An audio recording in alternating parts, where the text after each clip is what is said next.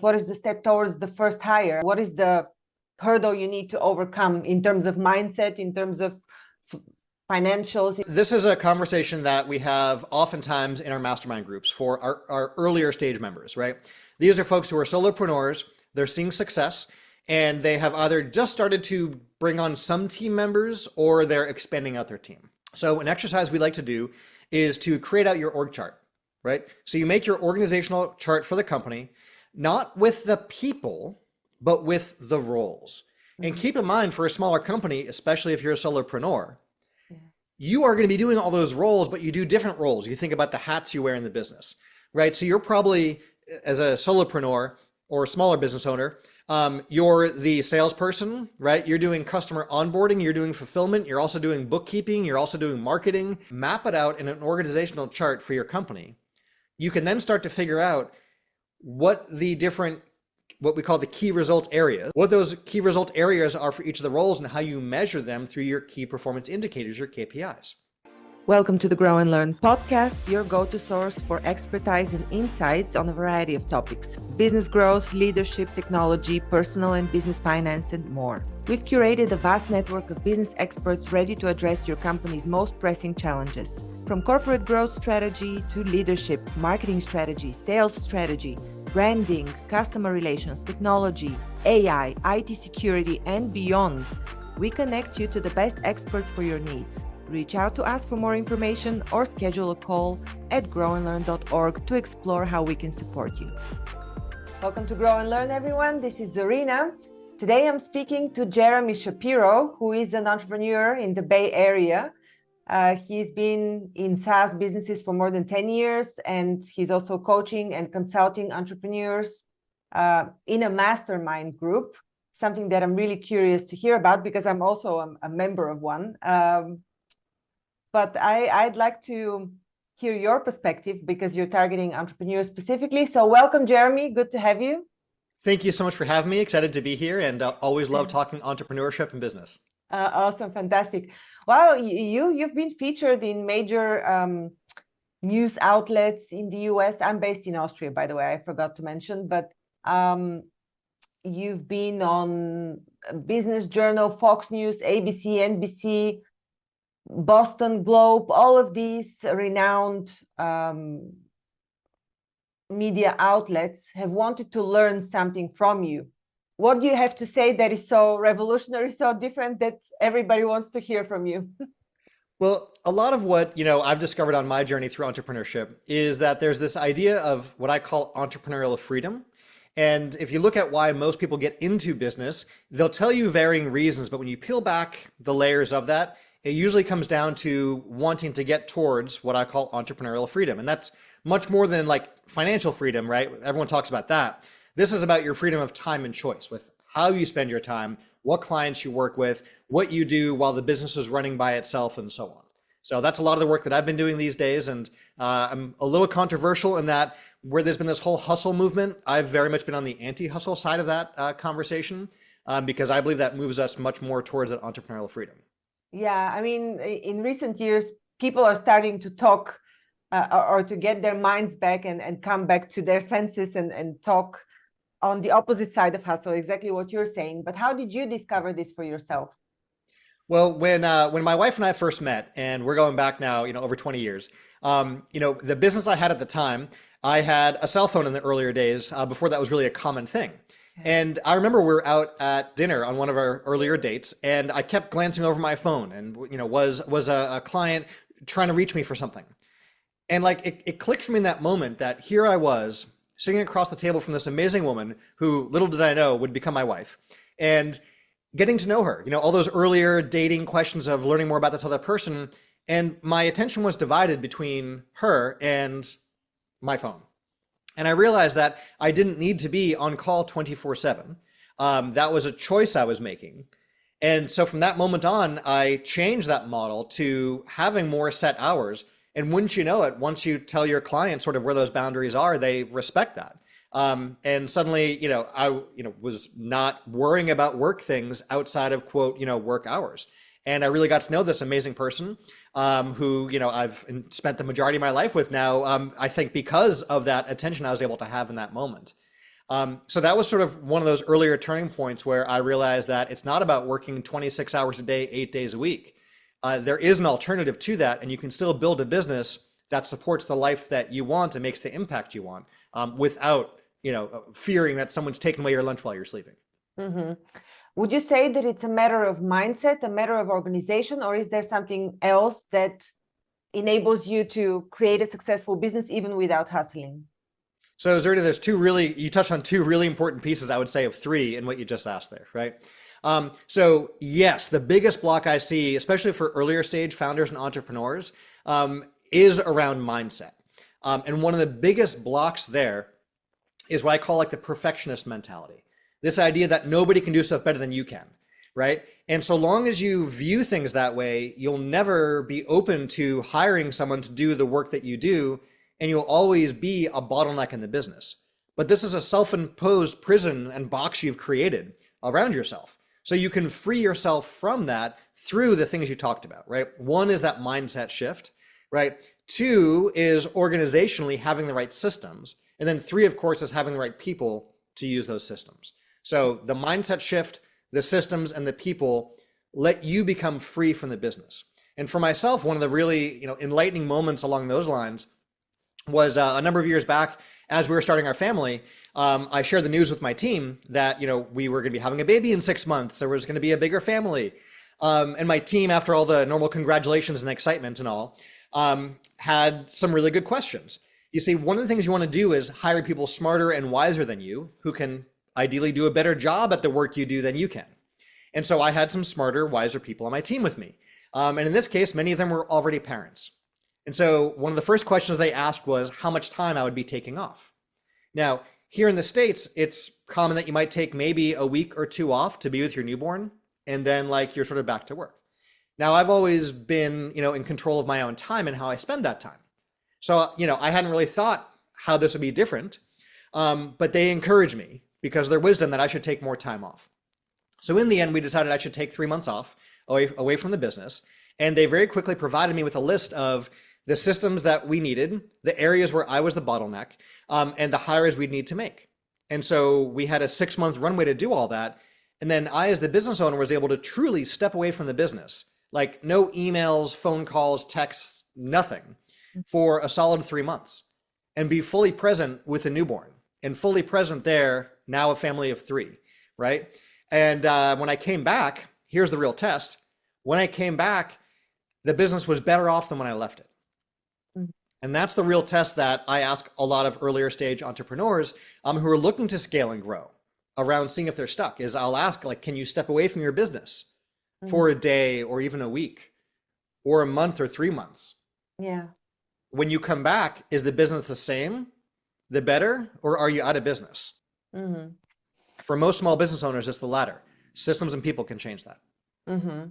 Yeah, I can see how this can work, but what is the step towards the first hire? I mean, what is the hurdle you need to overcome in terms of mindset, in terms of financials, in terms of whatever you need to overcome in order to make this first hire and take it away from there?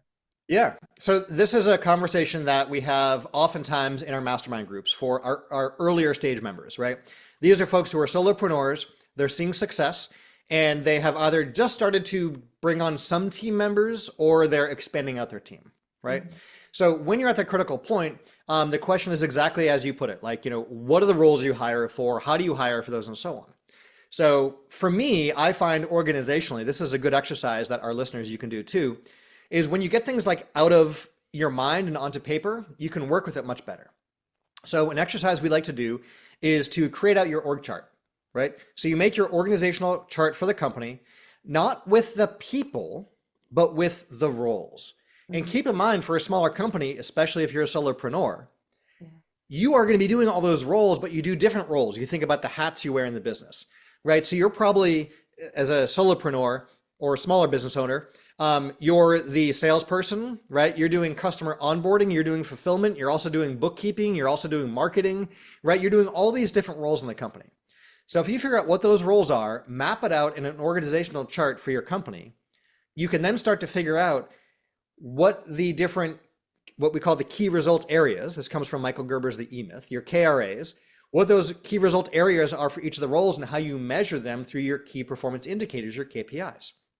So as you do this, you suddenly realize you have a map of your business for the areas of responsibility and how to know if those jobs are getting done.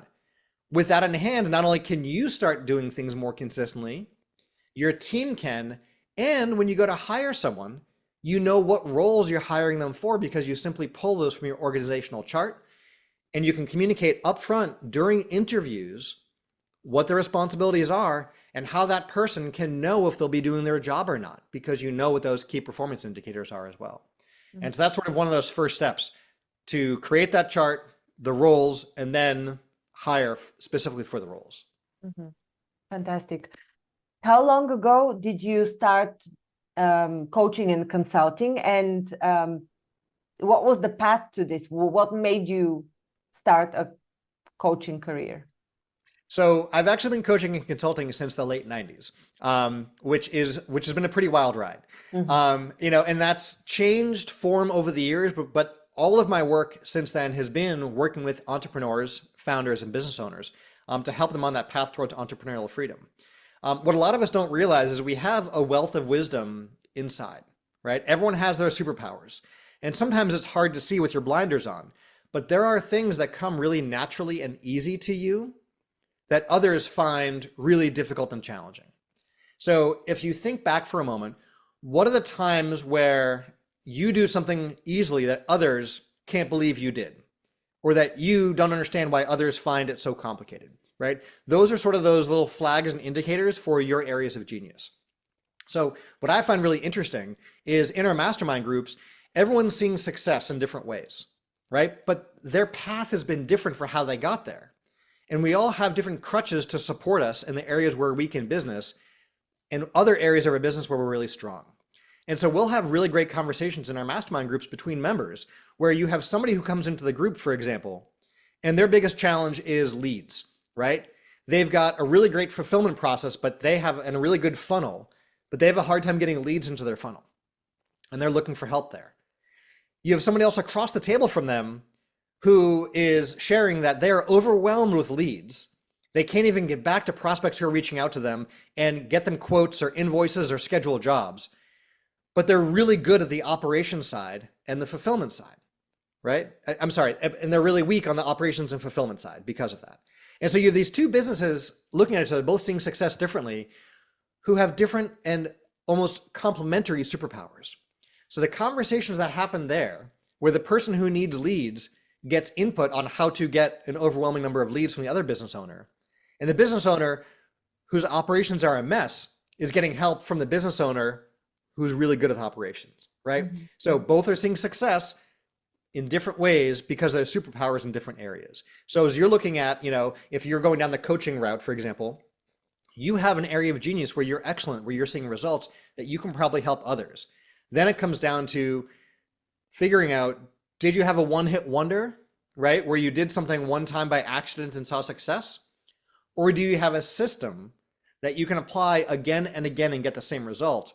Once you have a system or a process that can get consistent results, now you can help others get those same results with your system. Mm-hmm. The mastermind group concept, as much as I know about it, it starts from Napoleon Hill. Yes. Or is this where you got your idea from? Yeah, so in the 30s, Napoleon Hill published one of his best-known books, far from his only, but one of his most well-known books is called Think and Grow Rich. And within Think and Grow Rich, he had chapter 10 of that was titled The Power of the Mastermind, the Driving Force, the Ninth Step Towards Riches. And look, the book's almost 100 years old now, but a lot of the concepts hold true, right? Napoleon Hill defined the mastermind as the coordination of knowledge and effort in a spirit of harmony between two or more people for the attainment of a definite purpose. All right, so what does that mean in today's words? Well, it means when you get together more than two or more people in the same room at the same time, working towards a common goal, that there's this creation of this additional mind that's comprised of everyone that's there. If you think back to a moment, for example, when you were spitballing ideas or brainstorming with some friends or colleagues, the ideas that come up, just by having a conversation with others, are more than any of you individually would come up with on your own. And those ideas only come up because you're all working together towards the same thing. Mm-hmm. So when we have our mastermind test drives, this is where people can join us for a day and experience a mastermind firsthand. When those folks come into the room, there's the category of things they know, right? This is the stuff they're really good at, those superpowers we were talking about earlier. They also have the things they know they don't know. This is usually the big block where if you ask someone where you're feeling stuck or frustrated in business, you would know the thing that you find challenging, right? So they come into the room with this thing they know they don't know, their big question.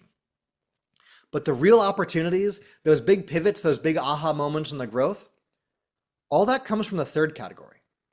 And that third category is the things you didn't know. And you only get the exposure to those ideas, not from your own mind, right? Your own mind only knows what you know and knows what you don't know.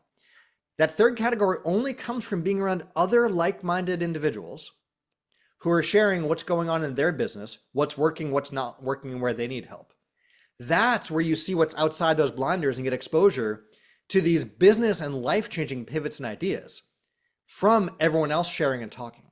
So that's where you get those ideas, because you are together in the room with like-minded individuals working towards a common goal, but approaching it in different ways. And that's where those big mastermind breakthroughs come from again and again.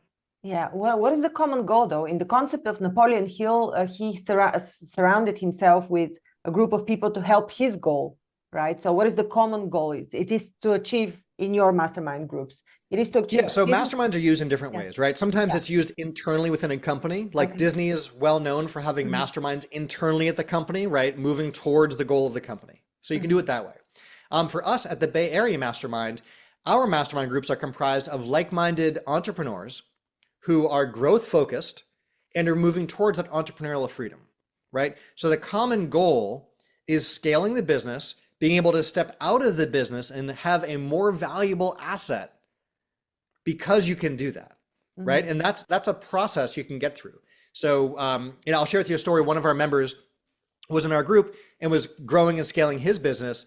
And at the time, the business was built around his physicality, right? He would show up at the job site. He would provide estimates and quotes to customers. He would make sure his crew got there and got started on their work and so on, right? It was very much around, it wasn't just him, but it was built around him being a part of the business. Well, one day he's on the job site and he looks up to see a truck trailer rolling towards him. And he looks up in time for this trailer to hit him, run him over, and drag his body down the street. So 2 weeks of surgeries and everything later, he's laid up on the hospital room. He's got broken bones, broken legs, punctured lungs. It's awful, right? He's at this critical decision point. He's got a business that he can't get to, right? He can't show up at the job site. He can't quote the customers. He can't make sure his crews show up. So he can close the business, which is what many people would do.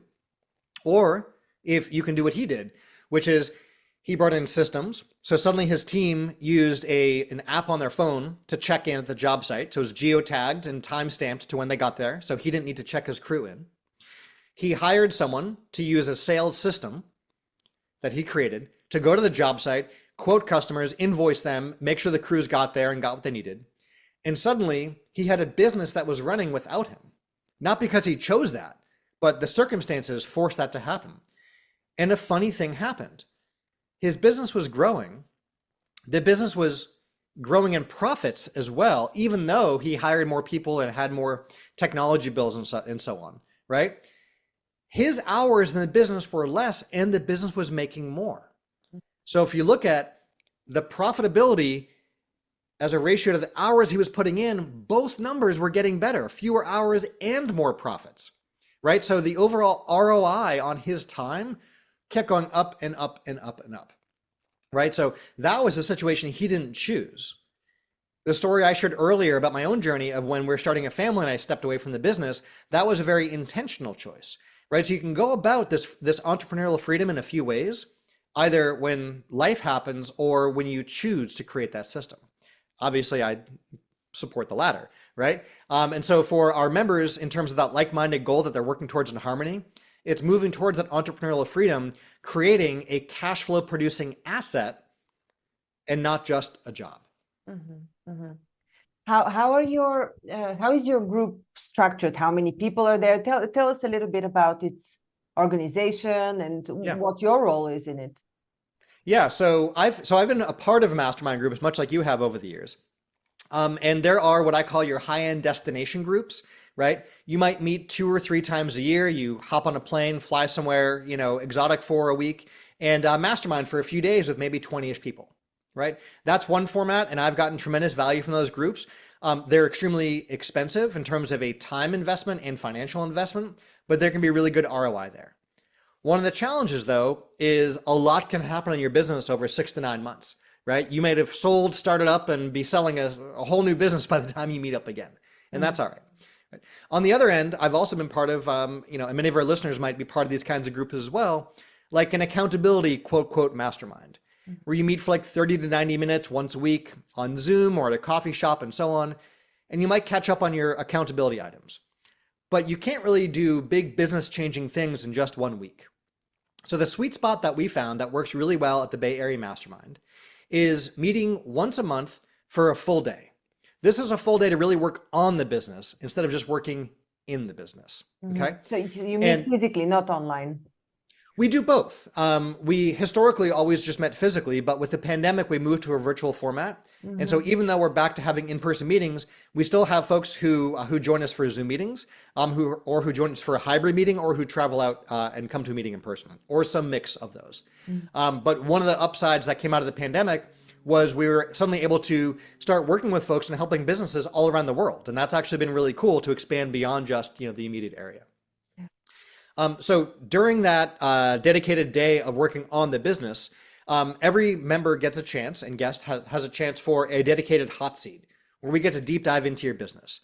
So in terms of the format, this is a chance for you to go through and share what's working well in your business, what's not working well in your business, and where you need help. And so when we cover sort of the accountability items in those 3 different areas, this is where other members get inspired and get ideas. And during everybody else's hot seat, you're also being part of that conversation. It's not just a one-way presentation, it's a conversation.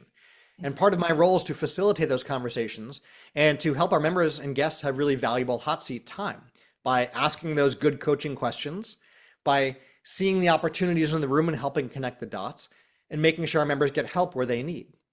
And the coolest thing that I see again and again is during everyone else's hot seat, that's where everyone else takes the most notes and gets the most ideas and the most inspiration.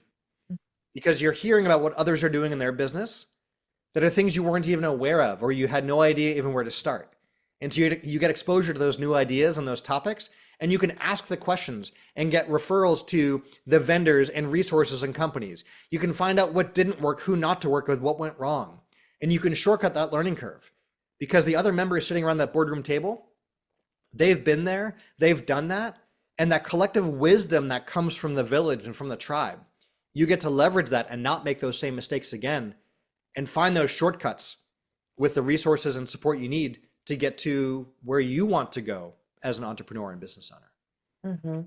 Have you witnessed any significant collaborations where something new was born and something much bigger than what it was? I love those kinds of opportunities. We've seen businesses completely pivot and go in a whole new direction in the mastermind group. We've seen what I call the cross-pollination of ideas, where you get members sharing what's working in their industry that another member adopts to their business. And so you'll have a business open up a whole new sales channel that they were never even using. One of my favorite examples is we had an e-commerce business and a retail store owner, right? So one person had a traditional brick and mortar storefront and somebody else was only selling online. They were both successful in scaling their businesses very well, but they're doing it differently, right? So the e-commerce business owner hears about the retail store owner who is using direct mail. And so suddenly the e-commerce owner gets to ask all the questions around using direct mail. And over the course of the month between the 2 meetings, puts in place a direct mail campaign using the vendors and resources provided by that retail store owner, and adds a whole new channel of customers coming in from direct mail. These are people who'd never heard of this business before. It was a whole new blue ocean and green pasture of opportunity for that e-commerce business. And on the flip side, the retail store owner, who was running a successful brick and mortar store, used the strategies that the e-commerce store owner was sharing and suddenly started building up an email list sending out email, getting new business coming in online and in the store from applying the email marketing best practices that the e-commerce store owner was doing. And so we see those kinds of opportunities all the time where new sales channels are added. But also many of our members are truly serial entrepreneurs at heart. They've had other businesses before. During their tenure in the mastermind, they start and launch new businesses. They sell existing businesses. They spin off new businesses. This happens all the time. At our core, we're entrepreneurs. And entrepreneurs don't just have one business their entire career.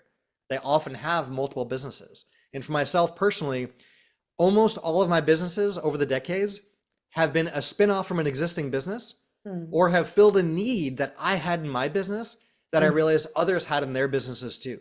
And so we created a solution for that. And next thing you know, you've got a business. Yeah, wow. So your members are then long-term members. You mentioned 10 years. How many members? Yeah, during their tenure in the group. So yes, we have members who are with us for a long time. Others come into the group, they scale their business. We've had members who have gone and sold their business and then like moved and traveled the world in an RV with, with the family and settled down somewhere else. Some have gone the route of, of scaling their business, selling it, and then becoming investors themselves in other businesses instead of building their own. We've seen our members go all sorts of different paths, and it's really exciting that when you suddenly take control of your business and your future, you can choose what to do. Because the reality is, most folks don't think about this. Your business can go one of three ways. You can pass it on to your kids and ask yourself, like, is that what's going to happen with your business? Do you envision having this business till your kids take over one day? Like, that doesn't happen much anymore. And when it does, it rarely happens successfully, right? That's one direction. The most common is the business just shuts down, right? There's some stat like 90% of businesses don't make it past, 1 to 5 years or so, right? Most of those businesses just shut down. There was an idea, there was some revenue maybe, and then it just closes. And that's sort of the saddest direction to go. Or the third one is you sell the business. So when you suddenly think about those three options and ask yourself, if you want to run the business until you die or your kids take it over, if you want to just run it into the ground or you want to sell it, most business owners are going to go down that third route, which is create a saleable asset. And when you start thinking about your business in terms of it being a saleable asset, that requires you to create systems. That requires the business to not block on just you. That requires having the right people in the business to run things so it's not blocking on you. So when you start to move towards an entrepreneurial freedom of being able to step away from the business for a week, a month, or 3 months, you don't have to. But the idea is that you've set it up so that you can. You suddenly have something you can sell. And you suddenly got back control of your time. So you can start a new business and you can sell a business, or you can just let a business run for cash flow if you want to. But you now have the choice. And that's what's really powerful about the entrepreneurial freedom that our members work towards within our mastermind groups. Yeah. Jeremy, this sounds very inspiring. I want to ask you a contemporary question. I've been speaking to some investors, to other people in startup, and they all say that they initially expected 2024 to be a better year than 2023, but now there's some expectations that funds are drying up, and so it's more difficult on all levels for people, both to sell a business and to actually develop it, scale it up. How do you see this? Are you observing this with your members in your mastermind, and how do you see the way forward for them? So speaking for myself first, and then I'll share with our members, all of my businesses have all been bootstrapped. They've all been self-funded. They've all been cash flow positive, generating revenue before any expenses came in, right? So, in terms of startups and all, it is possible to bootstrap and start your own business without outside funding, right? This also frees up your time and resources to focus on building the business instead of all your time working on pitch decks and talking to investors and trying to get funding and spending years doing that. Not that you can't see success doing that. I know many people who have, right? It absolutely is a direction to go. But while other business owners are out there pitching and looking for funding and investors, there's the rest of us who are there building up our business without worrying about those external factors. So you absolutely can do that. I was talking more about investing in companies that want to exit. So the ones that you're, yeah. So the nice thing is when you've created a cash flow producing asset, you can think about this from rental real estate as well, right? If it's, if it's cash flowing and you like where that's at, you can sell, but if the market's not the right market for it, you can also hold it and then sell when the market is right. Right. So if you're building up one of these companies that has no revenue, that is just burning through cash and you want to sell for the idea, then yeah, this might be a tough market to sell in that state. Mm-hmm. But if you've got a business where not only are you making a good paycheck, you're also have great dividends from on the profitability side, and you'd like to sell, mm-hmm. well, if the market's not good, the nice thing is you can choose not to sell and wait until the market, until there's more appetite for what you have to sell. Just like any other cash flow producing asset. If you've got, traditional stock market investments, real estate investments, and so on, if you don't have to sell, don't sell when the market's bad. Mm-hmm. What is the most common problem that you see in your mastermind group? So often, most of the challenges are right up top. There are those mindset shifts, that belief we were talking about earlier of the perfectionist mentality. Right. Another common one I see is this idea that, there's the perfectionist mentality of no one can do it as well as you can. There's also the big challenge of not knowing what you don't know. So what I find is business owners plateau and they get stuck because they're doing the same thing over and over again and not getting a different result. And they don't know how to affect change and get a new result.